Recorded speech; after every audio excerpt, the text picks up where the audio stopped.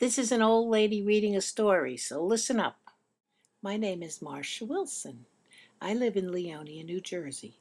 Every year, our town has a program called Leonia Reads, where anybody can read their own composition as long as it's 4 minutes or less. Mine was 6 minutes.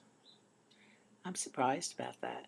Anyway, I forgot to videotape myself, and I want to sort of know how I did.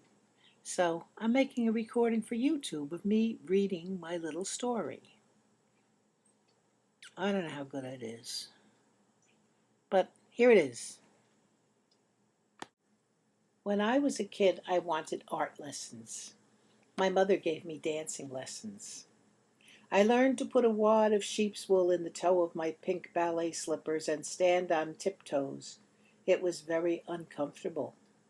I learned to put my feet at creepy angles to be in first, second, and third positions. I learned the word plie. I hated dancing lessons. I wanted art lessons. So my mom gave me piano lessons. I learned to play Here We Go in a Row to a Birthday Party. Miss Elsa Cabrera thought I did not practice enough. I still wanted art lessons.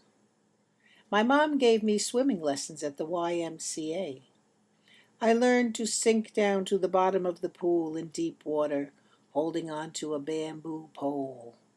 I learned that chlorine makes my eyes sting. I did not learn to swim.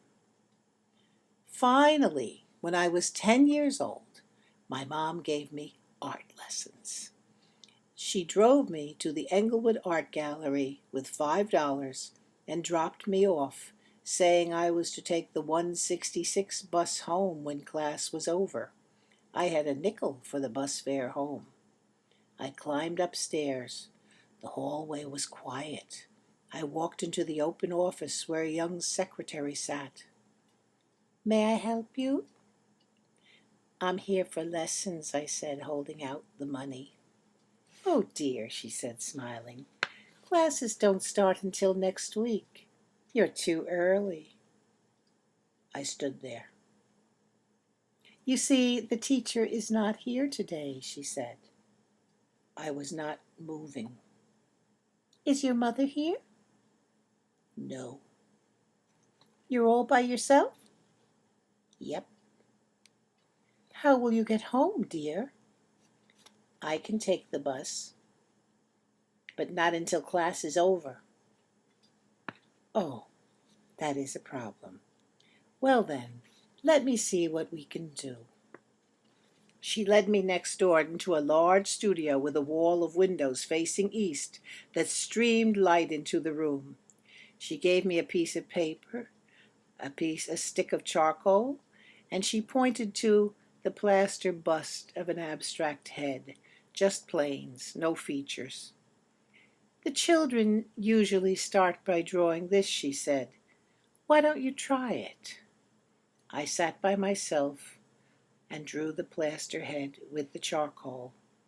It was strange, sitting on a stool all by myself in the big room, with no students and no teacher.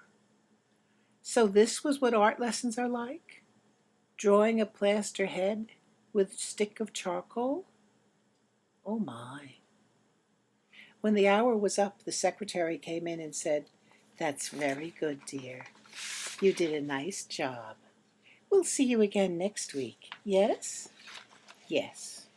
I came back every week. Oddly enough, I do not remember the teacher or the other students.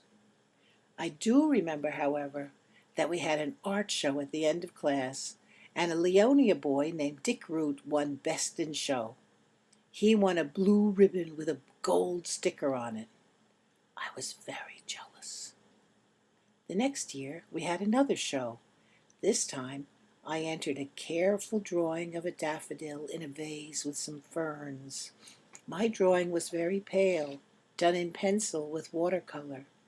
It was pale because I did not dare make any mistakes. My mother drove me to the reception and on our way upstairs, some people coming downstairs said, "Congratulations." Congratulations for what? Congratulations belong to Dick Root, not me, for surely he must be the winner in every art show. "She doesn't know yet," they said, smiling, continuing down the narrow stairs. Upstairs in the big room, my picture of the daffodil had a blue ribbon on it, a blue ribbon with a gold sticker. I was dumbfounded. So my memories of art class are that first day, drawing the plaster cast, which we never did again, by the way, and the art show, and Dick Root winning first prize. Dick Root was a year younger than me, so I did not know him very well.